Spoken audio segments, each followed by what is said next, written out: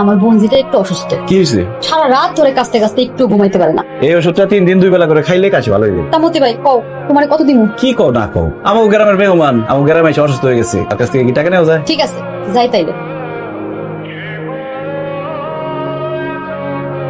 আসসালামু আলাইকুম। ওয়ালাইকুম আসসালাম। আপনাকে তো চিনলাম না। আমি মতিউর রহমান, কাদিপুর থেকে আসছি মোহনার কাছে। মোহনার কাছে?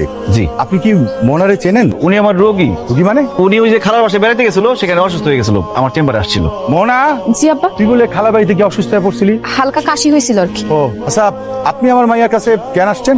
আমি আসি নাই তো, আমার পাঠাইছে। আসলে হয়েছে কি, ওই সরকারি স্বাস্থ্য অধিদপ্তর থেকে সব ডাক্তারের কাছে মেসেজ গেছে, গত 1 মাস সব ডাক্তার যেই যে রোগীর চিকিৎসা করছে তাদের সবার বাড়িতে গিয়ে গিয়ে কৃমির ওষুধ খাওয়াইতে হইব। এখন দেখেন অবস্থা, সেই কাদিপুর থেকে আমার আসতে হয়েছে ওনারা কৃমির ওষুধ খাওয়ানোর জন্য। আসেন খাওয়াই দিই। না না না না, আপনার ওষুধ খাওয়াই দিতে হবে না, ও নিজে খায় নিব না। 3 দিন একটা করে খায়েন, আসি। ঔষধের দাম নেবেন না? দাম তো সরকারই দিয়ে দিছে, সামান্য ওষুধ খাইতে আইসা 200 টাকা রিক্সা ভাড়া যাইতেছে, যাবেন না? রিক্সা ভাড়া 200 টাকা আমি দিয়ে দিতেছি, আপনি একটু খারাপ। আপনি কি শুধু ওষুধ খাওয়াতেই সত্যি সত্যি এত দূর আসছেন? আমি ডাক্তার, পাগল না যে সামান্য ওষুধ খাওয়ানোর লিগে এত দূর থেকে আমো। আপনার তো সাহস আছে অনেক। আসমানের চাঁদ ধরতে চাইলে সাহস থাকা লাগে। কে আসমানের চান? আয়নার সামনে দেখা রাখো, তাইলে দেখতে পারবা কি আসমানের চাঁদ।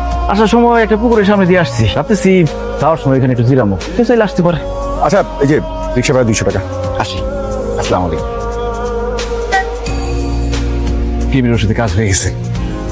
কি জিরানো এখনো শেষ হয় নাই? জিরানো তো একটা বাহানা, যারা আসার কথা সে না আসলে তো অপেক্ষা করতেই হইতো। এই যদি না আসতো তাহলে কি এখানে আসতে না কেটে থাকতেন? আমি জানতাম সে আসবেই, আমি তার চোখের ভাষা পড়ছি, সেখানে লেখা ছিল সে আসবে। নাম্বারটা দেন, আমি মিস কল দিলে তারপর আমার ফোন করব।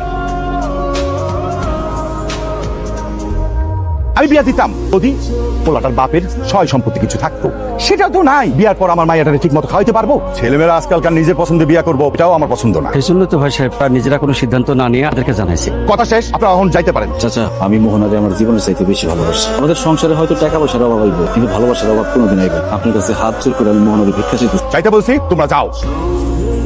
হ্যালো, ব্যাপার মোহনা, সারাদিন তো তুমি আমার ফোনই তোলা না। তুমি যাওয়ার পর থেকে আম্মু একদম আমার পিছনে লাইগাই আছে। এখন আমি কি করব? আমি তোমার ছাড়া থাকতে পারবো না, চলো পালাই গিয়ে বিয়ে করে ফেলাই। আরে পালায় যাবো কই, ঘর বাড়ির মায়ের না হয় ছাড়লাম, কিন্তু তোমার নিয়ে আমি রাখুন কই? সুযোগ পাইলেই আমি আম্মার গয়না সরাইলাম, আর আমার কাছে তো কিছু আছে, এর মধ্যে যা পারো ম্যানেজ করে ফেলাও। আমরা ঢাকা চলে যাবো, আমি তোমার আছি, তোমারই থাকো। ঠিক আছে, সাবধানে থাকো। আচ্ছা তুমি সাবধানে থাকো।